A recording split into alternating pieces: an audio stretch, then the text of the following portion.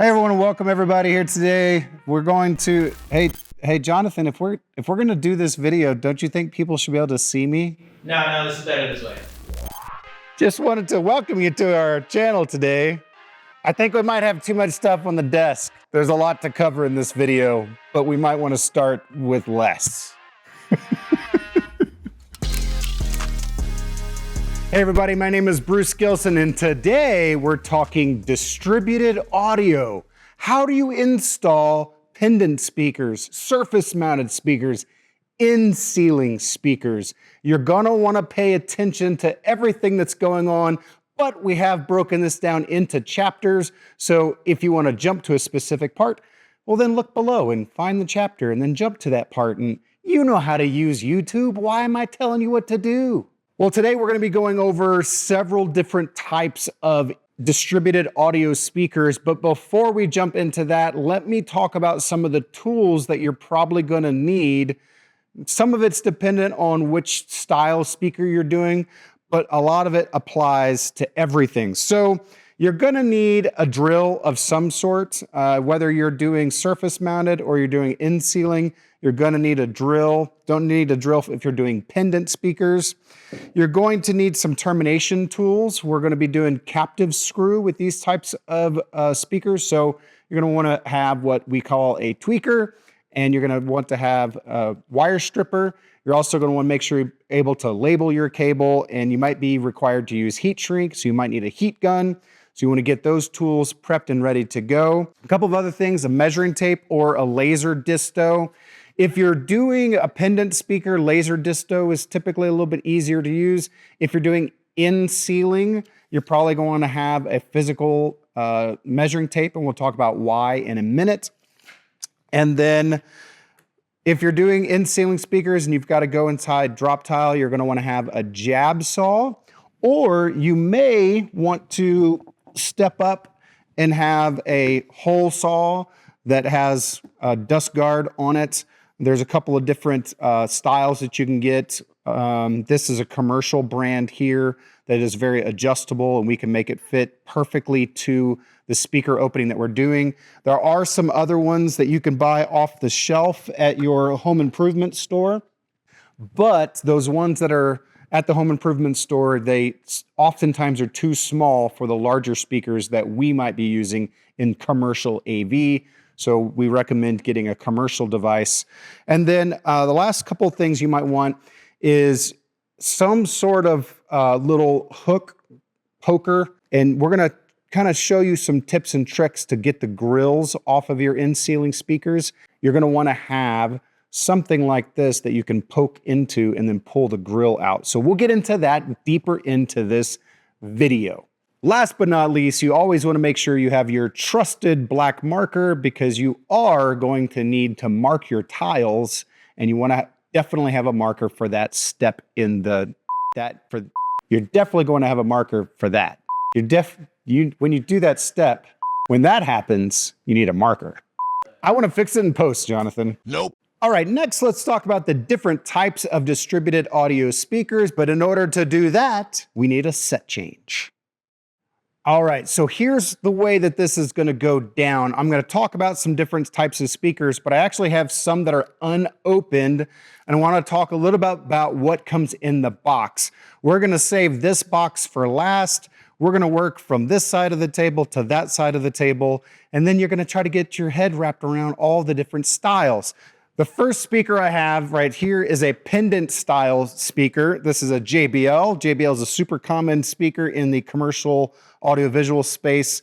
And a pendant normally comes fully assembled just like this inside the box. And then it has some type of hanging wire that you can use to hang off of your barge rafter, your ceiling grid. You're gonna have to figure out all the different ways to hang your pendant, but you're just hanging the wire down, connecting it to your speaker, and then we'll talk about termination a little bit later in the video.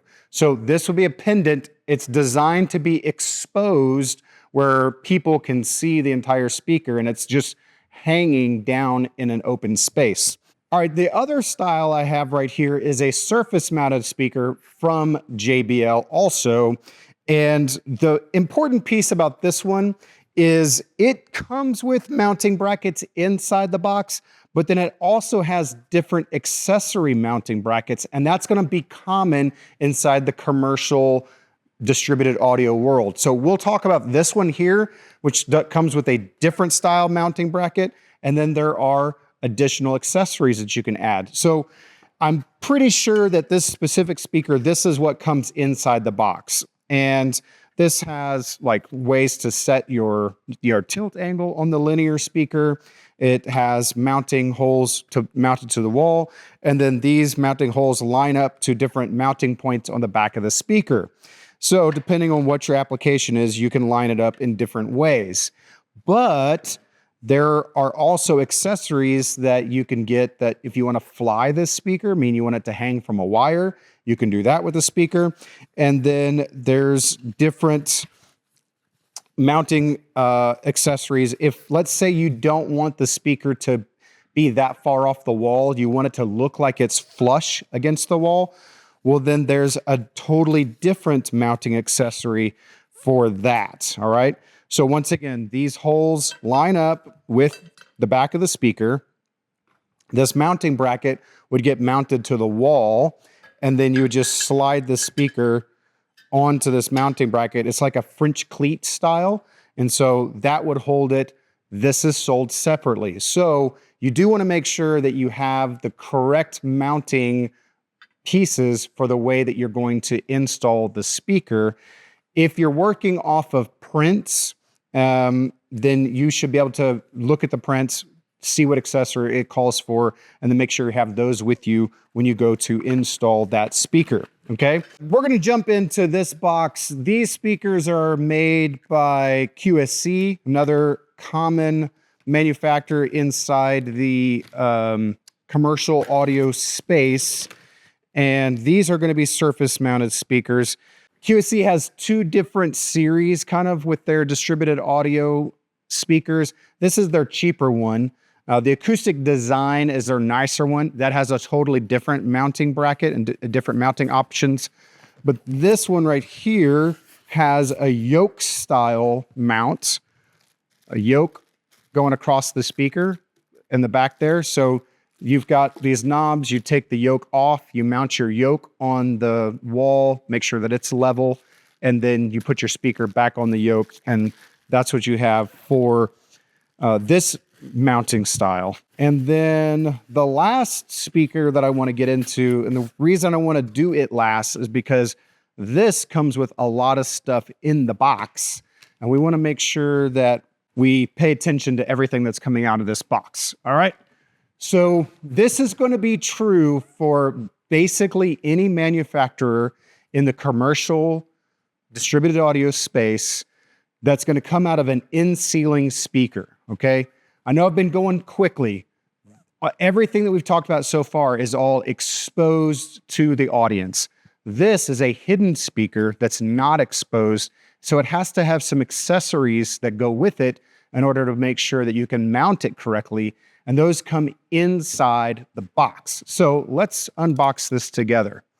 Another thing to note is most of the time, commercial distributed audio speakers are sold in pairs. So you notice in that box with the surface mounted speakers, that was a pair. And then this box is also going to be a pair.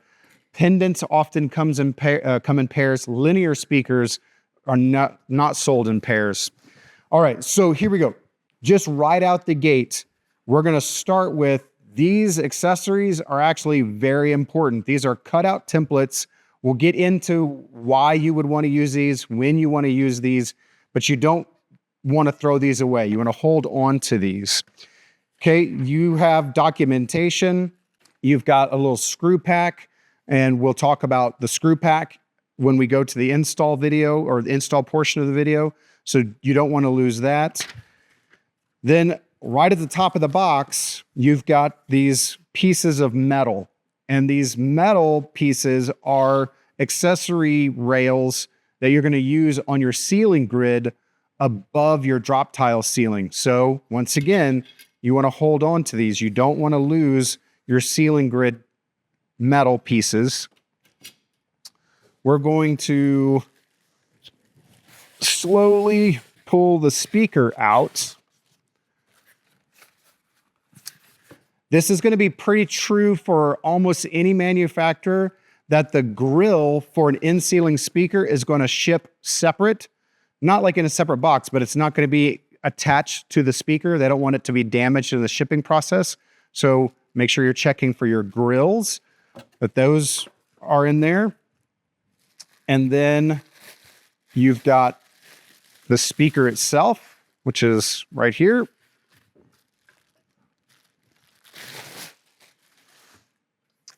Here's our speaker. We're going to talk about how we install that properly.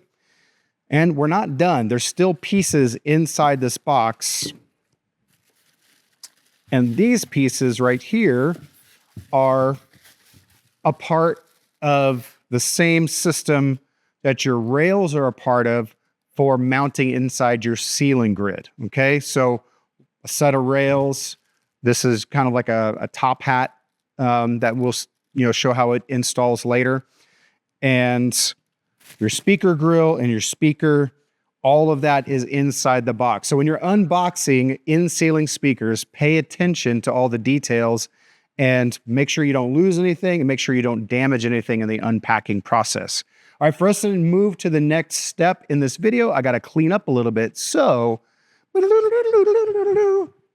okay, nothing changed. All right. I thought if I did that, anyways, let's do it in post, Jonathan. All right, so let's talk about our pendant speaker and some tips and tricks that you're going to want to know about your pendant speaker.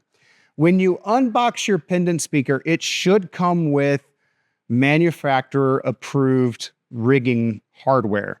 In front of me, I have one from a different manufacturer because I didn't unbox this today, but this comes off from a different manufacturer, and this is very common where you have a very long cable, and on one end you have a clip or a loop that goes to the speaker, and on the other end you have what's called a gripple. Who's that Pokemon? What's called a gripple. And I think that gripple is probably like a manufacturer name, but it's the common name for this device here, that it slides in one direction and then it locks in a different direction. We'll talk about gripples in just a moment and how you use those. On the speaker side, you typically have a clip that's a part of your hanging wire, or you might not have a clip. You may just have a loop like this. Let me talk a little bit about this fastener between the loop and the speaker.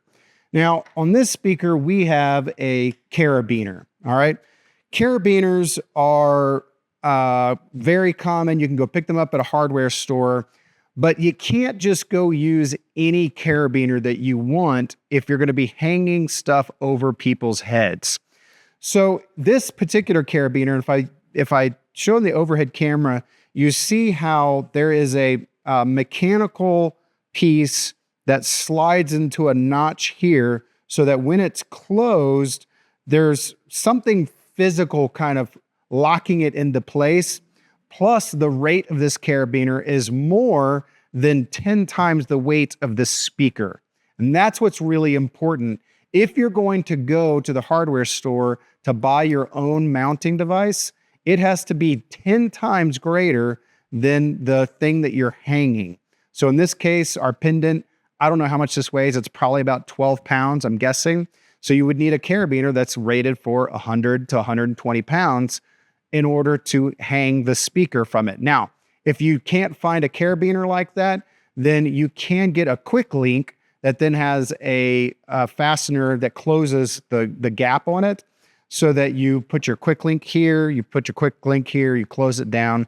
We'll show you a picture of a quick link right there.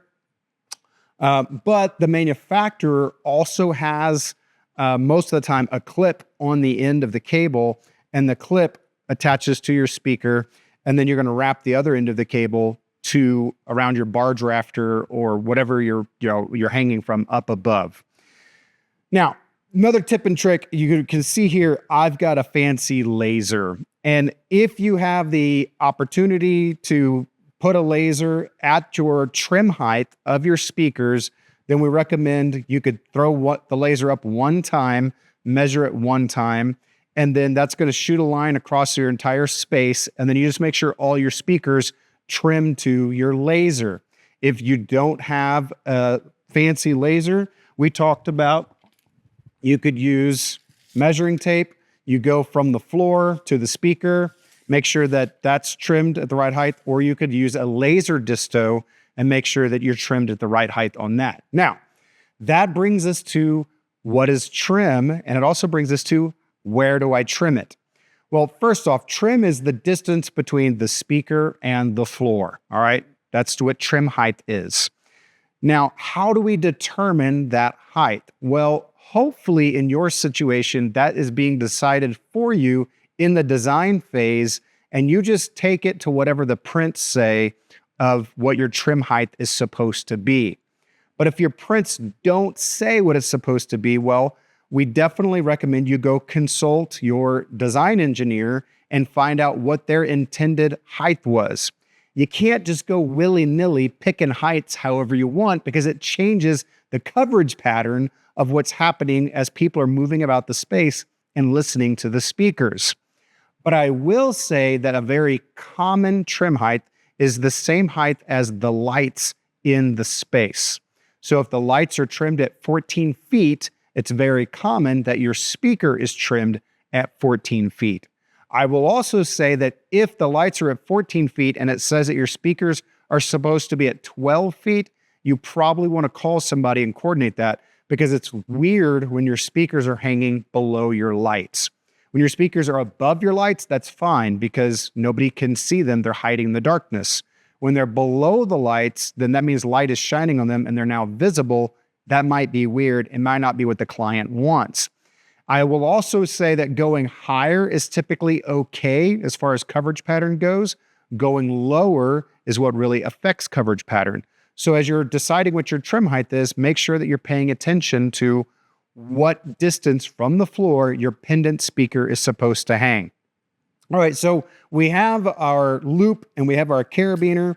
We're going to connect this side to our speaker, and that hooks like this. And then this is what holds your speaker in the air off of your, let's say you're hanging from bar drafter. On the other side, you're going to use your gripple. Now, the gripple is directional, meaning that it easily slides in one direction and it locks in the other direction. So in this particular case, if I built this and I put it around my bar drafter and I added weight to it, I want you to see what's happening here. As I'm adding weight, I'm actually pulling it out, which means my gripple's facing the wrong direction. Okay, well, how do we fix that? You take your gripple, you take it off, and you feed it from the other direction. There's arrows typically on your gripple, and I'm not sure if we can see that. I'll stop for a second. Maybe J-Dub can magically fix it. There's an arrow saying, hey, feed it that direction. So I'm going to feed it down, and I'm going to bring this on this side. There's another arrow telling me, yep, you go up on that. So now, if I add weight to it, it's locked. So I can use my gripple to then set my trim height, which there's a ton of cable here, and I'm not actually going to do it, but I set my trim height, and then I can use this lock and unlock mechanism on my gripple to fine tune my height and make sure that my speaker is trimmed to the floor properly. Let's take a look at surface mounted speakers. All right, so surface mounted speakers have maybe a couple of different mounting styles, but we're going to talk about yoke, and a lot of the principles are all the same. So your mounting bracket needs to attach to your wall like that. And we can't get into all the different types of wall construction, all the different types of, screws and bits and mounting things that you're going to need depending on your wall construction. But I will say that you need to understand what is your wall construction and how are you going to mount this speaker to the wall so that it doesn't come out. A screw straight into drywall is insufficient for long-term viability of that speaker mounted to the wall. So make sure that you're picking your mounting hardware in such a way that it's going to stay up there for forever. We want the building to fall down before the speaker falls down, right? especially if you're in a high humidity area. One of the real common things that we see in commercial AV, if you're in a high humidity area, if stuff is not mounted properly, the humidity over time will cause your speakers to sag because gravity is always going to be fighting with that speaker. And so if you don't use proper mounting hardware, over time, you could easily see something that looked like it was nice and firm to begin with. It begins to droop later on because you're not mounted properly. So know what your wall construction is and make sure you find a mounting hardware that's appropriate for that for the long term. But once you have you've got that figured out, you know how you're mounting to the wall, you're also going to want to know what the trim height of your surface mounted speaker is supposed to be. Now, trim height is the distance of the speaker from the floor. If it says that it's supposed to be at 10 feet, well, commonly that's talking about 10 feet from the center of the speaker. Now, when it comes to surface mounted speakers, you can play with that number a little bit, especially if you're using a yoke. The center of the speaker is, for the most part, going to be equal to the center of the yoke. But sometimes the center droops down, it changes a little bit. Here's what's really important. What's really important is that they all match each other and they're all within, a couple of inches of the way that the engineer designed the system. One way to do that is to just take a measuring tape, drop it down from the floor to the location of the speaker, mark where it's supposed to be, and then mount your yoke there. Another way to do that is you could use a line laser. You mount the line laser one time at the trim height of your speakers in the space, and then you mount everything to the line laser, and they're all going to match each other. So you might want to use a line laser. All right. Super simple once you've got it figured out of what's your trim height of your speaker and what, mounting hardware you need for your mounting device. You're literally just going to mount your mount. You're going to fasten it to the wall. Then you're just going to mount your speaker to it. Once you mount your speaker to it, your speaker on surface mounted speakers needs to have an angle added to it. Now, let me talk about, you can obviously, on this specific speaker and almost all surface mounted speakers, you can mount them in such a way where they're aiming straight out, okay? All right, so if I take the speaker and I mount it and now it's aiming straight out, well then I only have pivot abilities left and right on the yoke. And the engineer that designed the system for the speakers should have told you, hey, I want this mounted straight out, or I want this mounted 10 degrees in, or I want this mounted 10 degrees out, whatever they specified. The reason that that's important is that the speakers have a coverage pattern, and we want to make sure that the coverage pattern is correct and that it's filling in the space that the engineer designed this speaker to fill. If the speaker is mounted sideways in the air like this, well, if you don't add an angle to it, now it's just blasting sound straight out and up and down, and it's probably not covering the area that the engineer designed. So most likely in your prints, it gives you, hey, I want this speaker at a 15-degree tilt, or I want it at a 25 or 35 degree tilt, or whatever, right? So you want to make sure that you set your angle of your speaker, and then you want to tighten down your mounting hardware so that it stays at that angle without moving.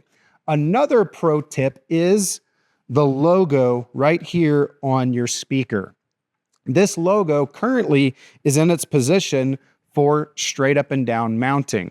Okay, Bruce, but if I mount it this way, now the logo is facing the wrong direction. Is that my fault or is that the manufacturer's fault? Well, all of these logos, I shouldn't say all, the vast majority of them are designed in such a way where they can be turned and now it's facing the correct direction. If I remember correctly, JBL, it physically comes out and then you turn it and you push it back in. QSC has this nice little, locking mechanism that you can kind of feel on the speaker. So you just pull it out. You might have to get a screwdriver behind it, pull it out, twist it, it locks back into place. Some manufacturers, their logos are not as specific on the direction, so they may not move, but make sure you're paying attention to your logos. That's how you know it was done by a professional. And that is surface mounted speakers.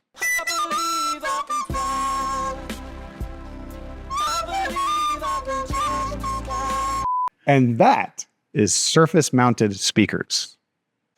All right. So if you've been watching this whole video, you've already seen us unbox this ceiling speaker and all the different pieces that come out of the box. And if you've been watching this whole video, then you get a gold star. Thank you for watching the whole thing, but this segment is about in-ceiling speakers, and in-ceiling speakers have the most steps to them, so we got a lot to cover in this segment. But right now in front of me, I have the speaker itself. I've got my mounting rails. I've got my mounting, hat that we'll talk about in a second. And then I have my cutout template. Now, depending on the manufacturer, these items might look a little bit different. For example, you might have rails that look like this from a different manufacturer, and this is all built up and already mounted and ready to go to a ceiling tile. Or your cutout, instead of being a basic circle, it might be the inverse of this, where it's cardboard with a hole in the middle of it, and that's your circle. So it might look different ways dependent on your manufacturer. But what's important is that you have your template, you have your rails, you have your speaker. The grill's down here. We'll be adding the grill later. But first, we want to talk about our ceiling tile. How do we cut it? How do we do it the right way? Now, when you get to the place where you're ready to cut ceiling tiles, most of the time, the building at that point is getting very close to being completed, and you don't want to cause a whole giant mess that you are going to have to clean up afterwards. So we highly recommend you doing this portion of cutting your ceiling tiles in a different location. And in order to illustrate that, I am going to a different location.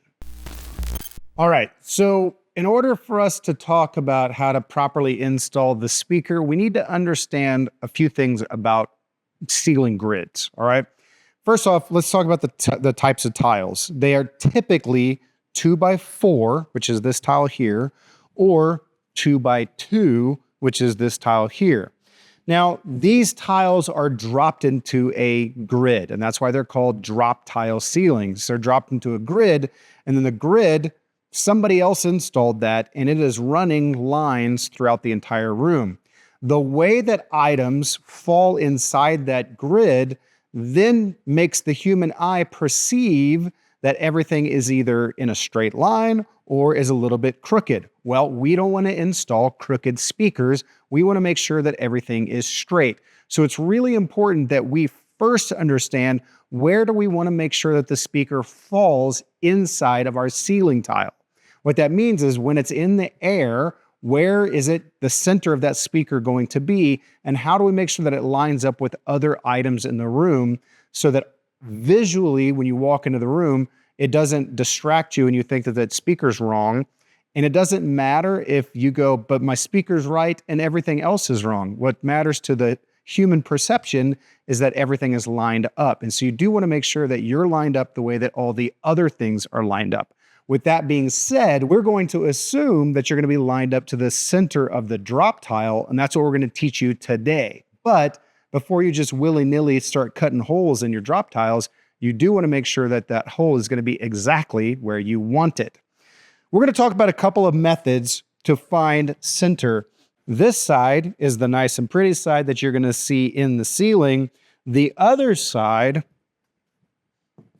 is the side that's up in the ceiling, and this is the side that we want to be working with. Now, we do want to make sure that we keep the pretty side pretty.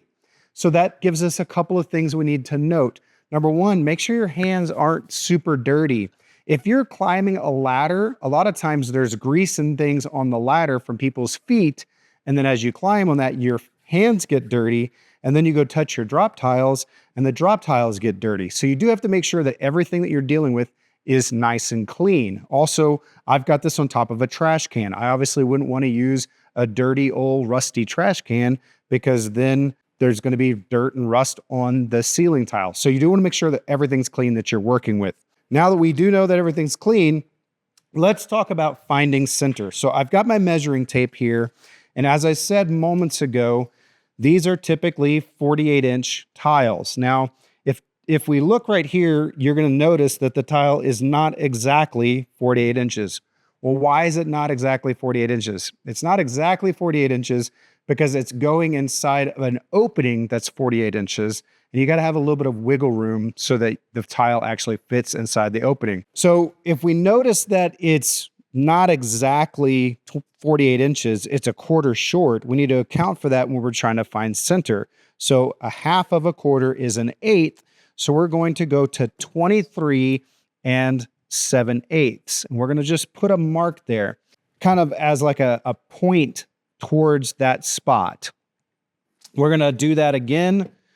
And then on the back of our tile, we can draw a line. And this is when you're going to need a straight edge. Now, there's a couple things about the straight edge. It definitely needs to be straight, which is really important. But we also want to make sure that it's big enough to cover the tile. So if I go to the rails that came with the speaker, well, I got beautiful straight edges. Well, guess what? Like this, that fits the tile perfectly. But if I have to do something long ways or diagonal, now all of a sudden this rail is too short. And I'm going to show you why diagonal becomes really important in just a minute. So you may get away with using these, but you also might have to find something larger. So I've just grabbed a piece of unistrut. All right. So I've got that center line marked, and now I'm going to go over here. And now I'm going to mark a center line going my other direction. Once again, I'm lost a quarter of an inch. So I have to go to, what is that going to be? 11 and 7/8.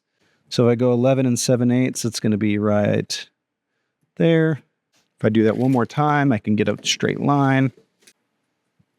And then now I've got a line that finds me the center of this tile.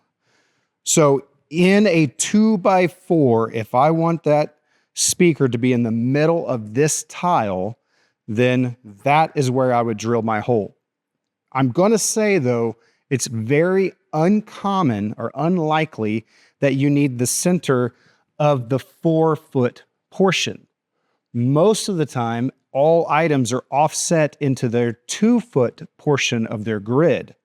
So while I have found the center of the tile, most of the time, once again, this is about the architectural look of the room and where everything else is going.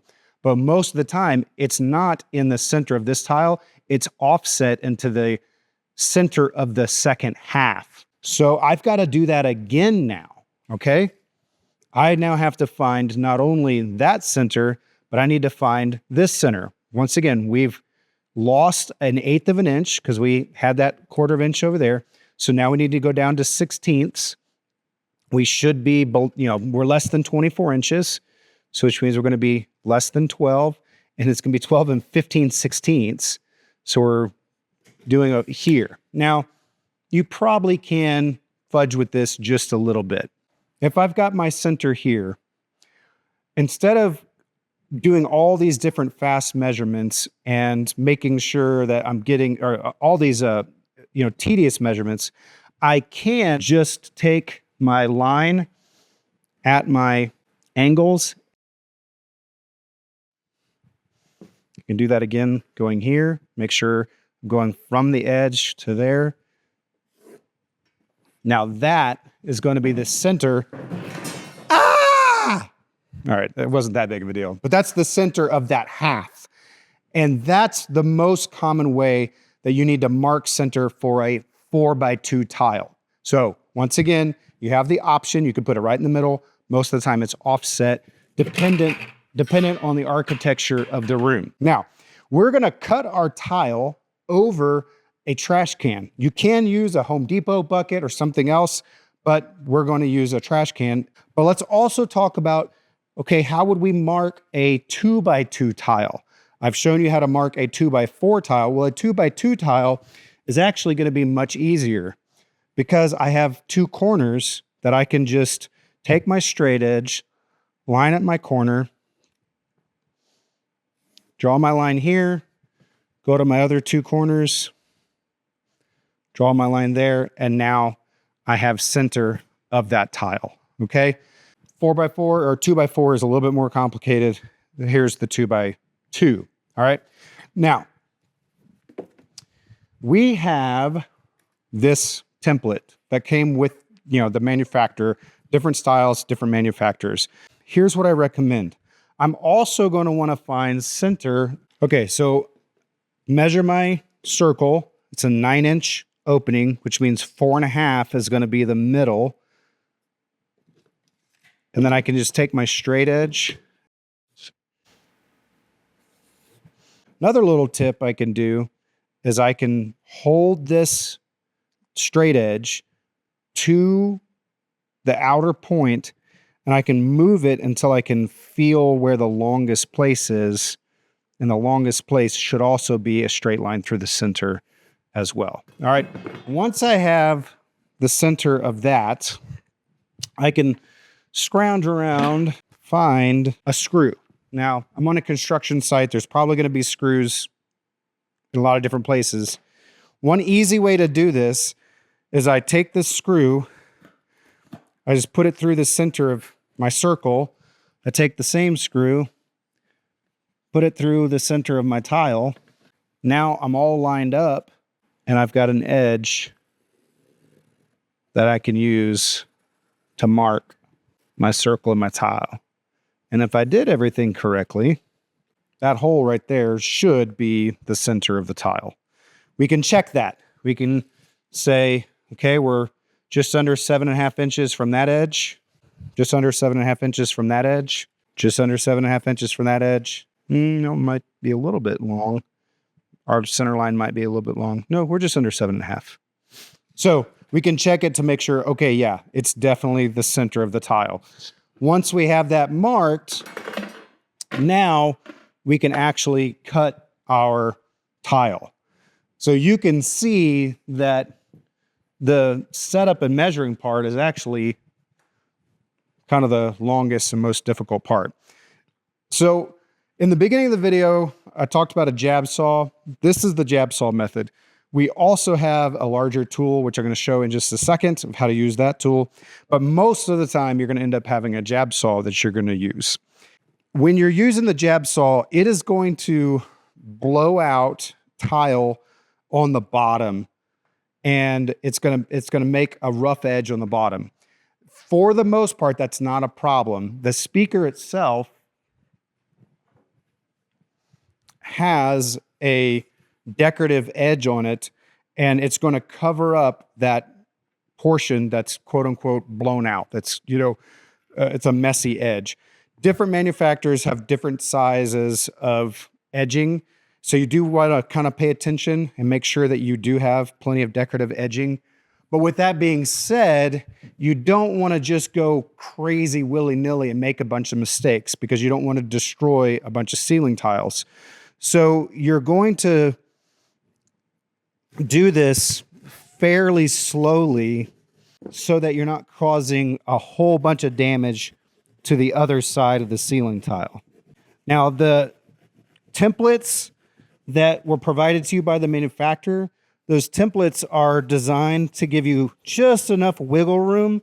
So it's okay if you're not perfectly on line as you're cutting the hole, but you do definitely want to try to stay close to the line. And then if you can see here, right now we're causing a whole bunch of dust, and we've got just all kinds of stuff that could be a mess. This is why you want to do it over a trash can, and you definitely, if you can, try to avoid doing it inside of a finished room. Because if you're doing this inside of a finished room, you're going to have quite a bit of a mess that you have to clean up later. Okay? Boom. Just like that. Ugh. This is a mess. Push that off into the trash can. And as I do that, you're going to see I'm off my line. I want to wear a dust mask, but I'm off my line by a little bit. All right. So I can quickly go take a speaker and do a little form test and make sure that it's going to drop in there correctly.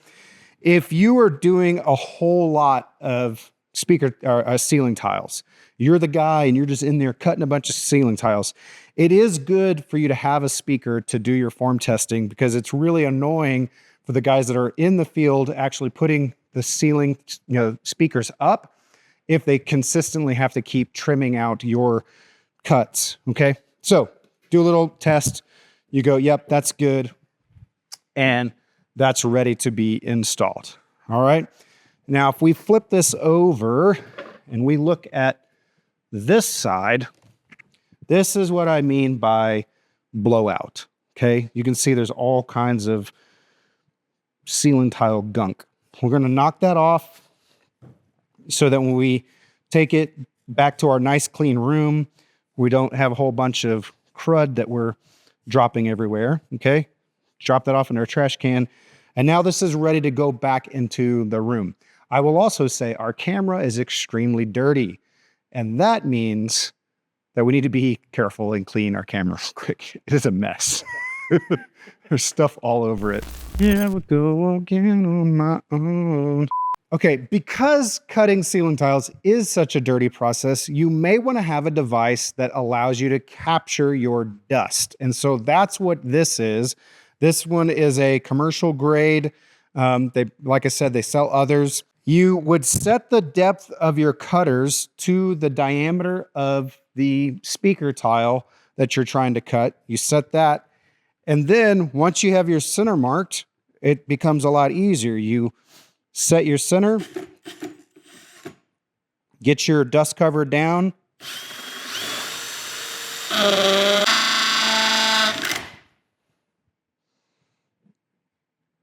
Probably ought to let it settle.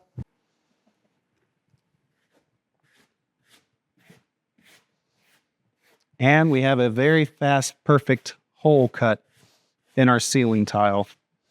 If I was to do that in the room and come from the bottom, all the dust would be dropped inside here. Then I can take this and go dump it into the trash can. Same setup process, just a different cutting process, okay? You can also use a shop vac to kind of clean stuff up. If you're using that and everything's set correctly, you wouldn't necessarily need to do a form test because if it's set correctly, it's always going to be the exact same way every time. All right, let's talk about how we actually install our speaker. All right, for this next portion, you're going to have to use your imagination a little bit, and maybe we can help you with a picture or a graphic that looks like that.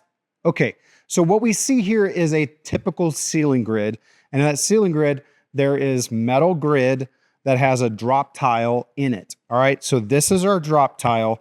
We're imagining that we are looking above the grid right now. So our trash can is the area inside the room. And then you are going to have some sort of device that allows your speaker weight to be held up by the grid itself. And now we've got a rim here that our speaker would sit into. This is one that we set up earlier from a different manufacturer. This is from the manufacturer that we unboxed earlier. A couple things to note. Our little top hat type thing, that is the actual structure, there are manufacturer provided screws for you to be able to fasten this device into the rails so that it doesn't move around a whole bunch when you go to install the speaker. Remember, you're not installing from this side, you're installing from the other side. And so you don't want your top hat portion to move around a ton. So when you push your speaker up, it moves. So this one is unmounted. This one is currently mounted, all right? If I show you the unmounted one,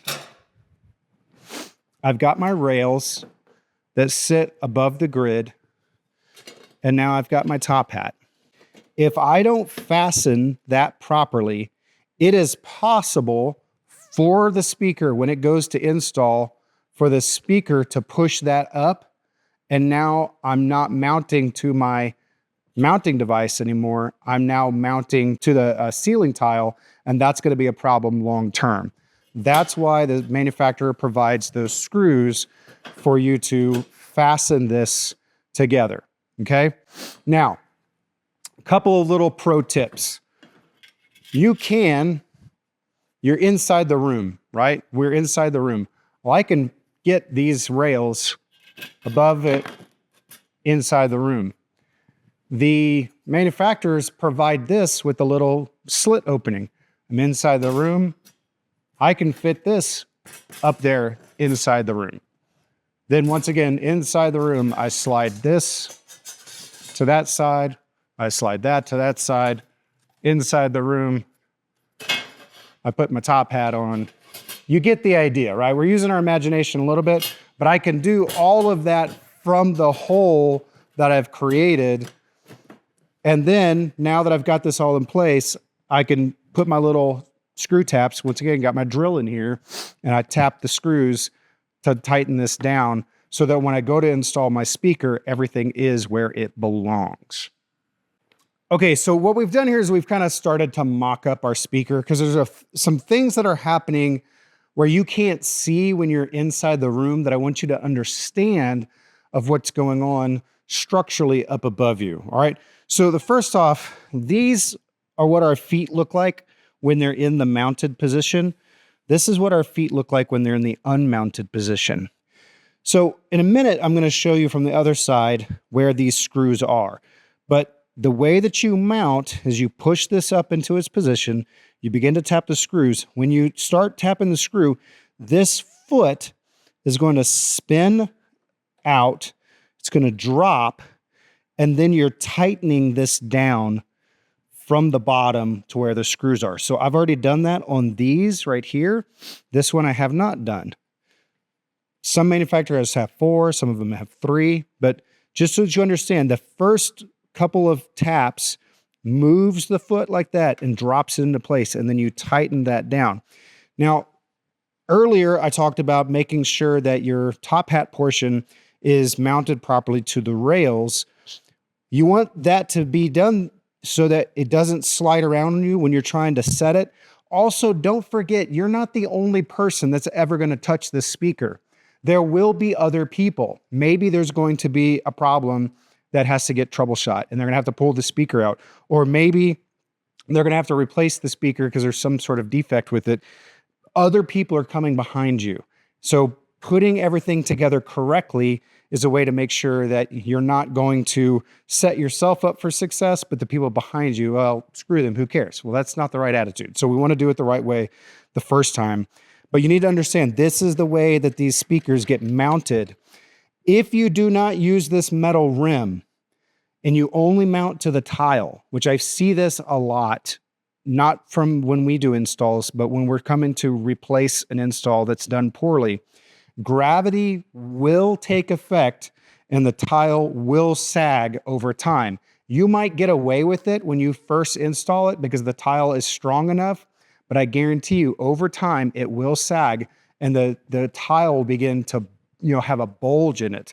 In fact, it's a challenge for you. Start going and looking at ceiling tiles, and I guarantee you will start seeing ceiling tiles that are drooping because the upper structure was not mounted properly. All right. Now let's take a look at the other side while we're doing this. So on this side, now we're assuming that we're inside the room and we've installed our speaker. At least we've started to install our speaker. All right. These are those mounting screws that I showed you the opposite side of.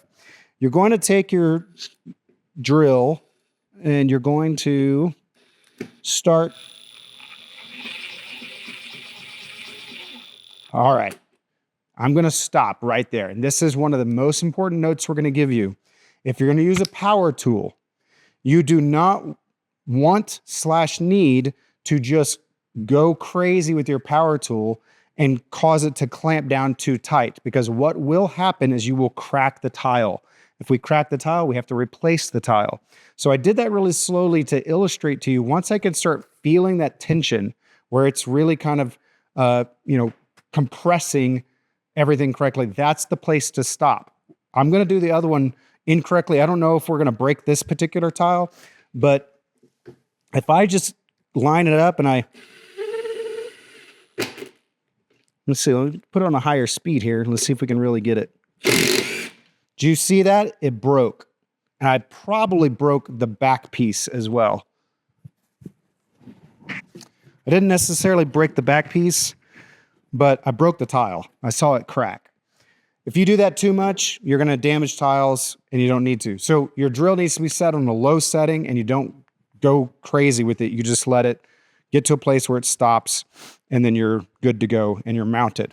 Now, before we talk about the rest of what needs to happen with this portion, got to finish talking about what's happening up above the grid. So let's flip our speaker again.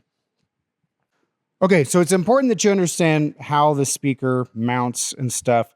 But before you mount your speaker, there are other things that have to happen to your speaker. One thing we have to do is we actually have to connect wire to our speaker. So in-ceiling speakers are almost always captive screw Phoenix connectors, which we have an entire video about. Make sure you go watch out the video about captive screw. But in this particular example, we've got our captive screw connector here. We've also got a diagram showing us, hey, your input goes into 1 and 2. Your through means the one going to the next speaker, that goes into 3 and 4. Pretty much every manufacturer is going to have some sort of diagram that you can just follow on the speaker. A couple of other things is that our wire is going to go through our wire cinch right here.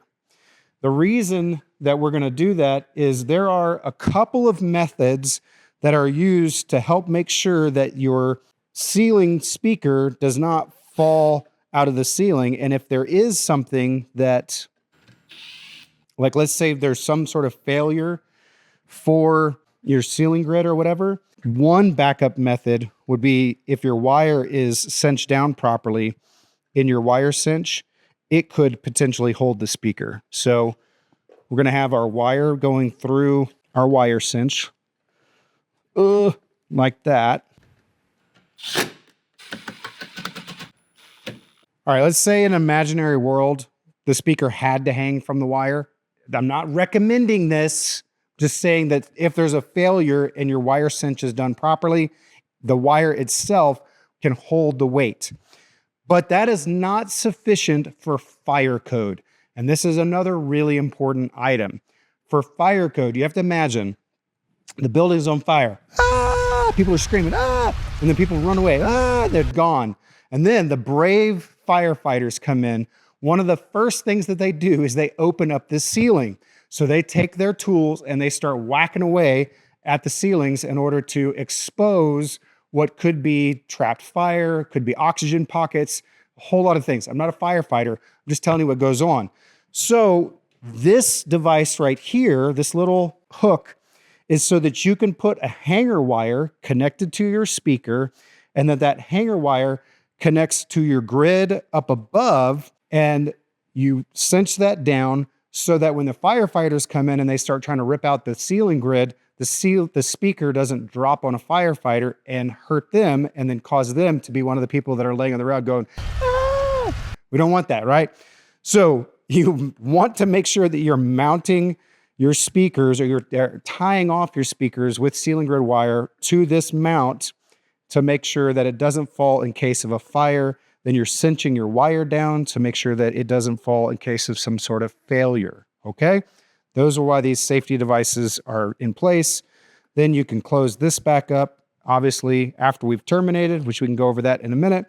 But then we close that back up, and now our speaker looks good. You do all of that before you shove it up into the ceiling and you screw the holes from the bottom side.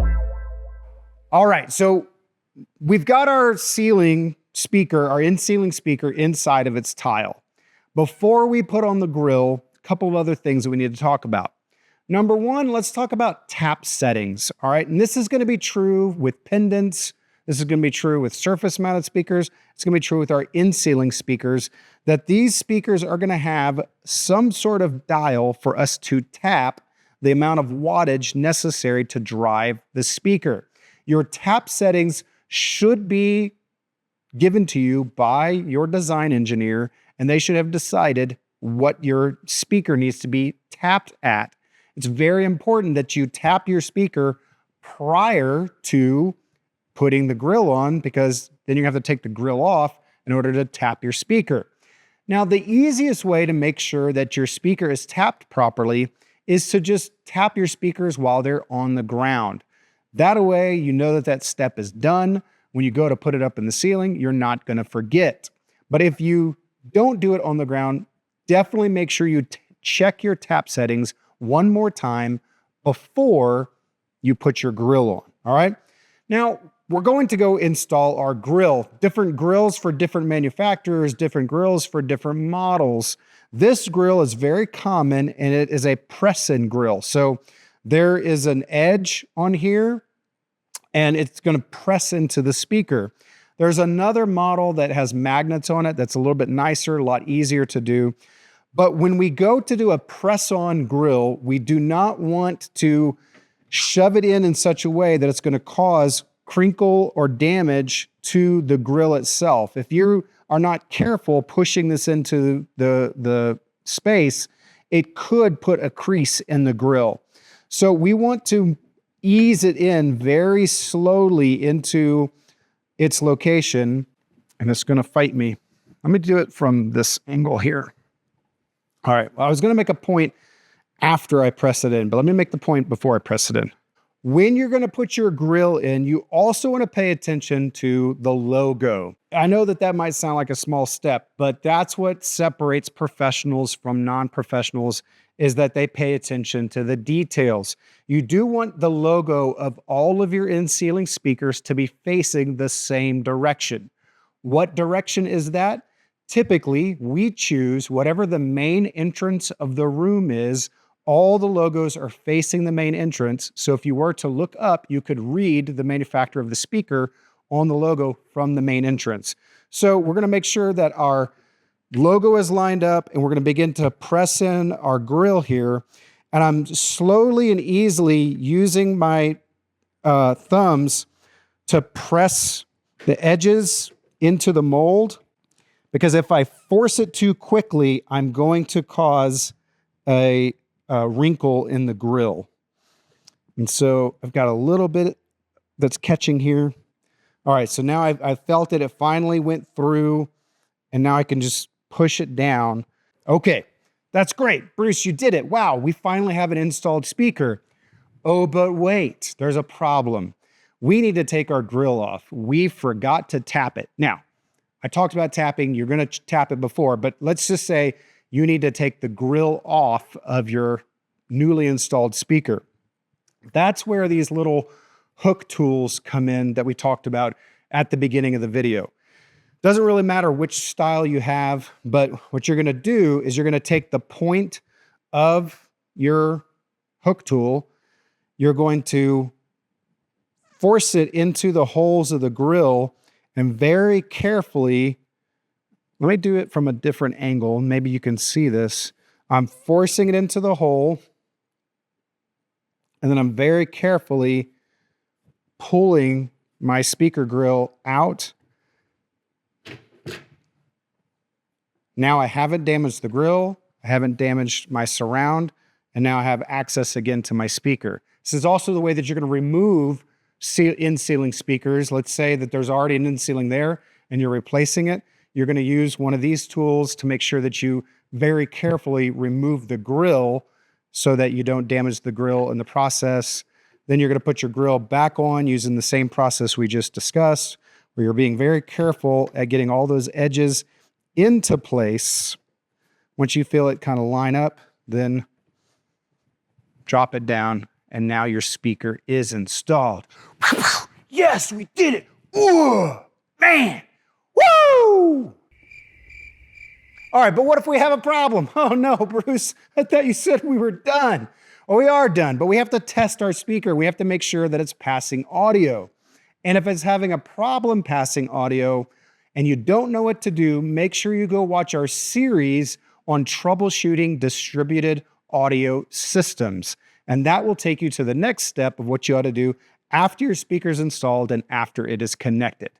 And now, a special announcement from Potential Code Compliance. Okay, so code compliance is not necessarily your job as an installer, but you might want to think through some details, and you might just want to ask some questions to make sure that everything's going to be correct when you go to install. Local municipalities have different code requirements for in-ceiling speakers, how they get wired and how they get connected. We've already talked about the fire code of making sure that you have a hanger wire on your speaker in case firemen come in there. That might be required by your local inspector. You also might be required to use plenum-rated cable. Plenum-rated cable is cable that does not off-gas when it catches on fire, because oftentimes in drop tile ceilings, that is actually used as an air return for the HVAC system. And if that's an air return for the HVAC system, you can't use non-plenum cable, you have to use plenum cable. So we recommend just using plenum cable all the time in sealing, so that way you know either way you're good to go. But a local code might also require you to have conduit from speaker to speaker. Once again, as an installer, may not be your responsibility to know that local code, but you may want to check and make sure that they don't require that you have conduit between speaker to speaker. Once again, fire safety, building codes, and that concludes our special segment on code compliance. We certainly hope that you are enjoying the content and that you're learning something. So make sure that you ask questions in our comments section and that you like and subscribe, and stay tuned for more videos on how you can become a professional AV installer.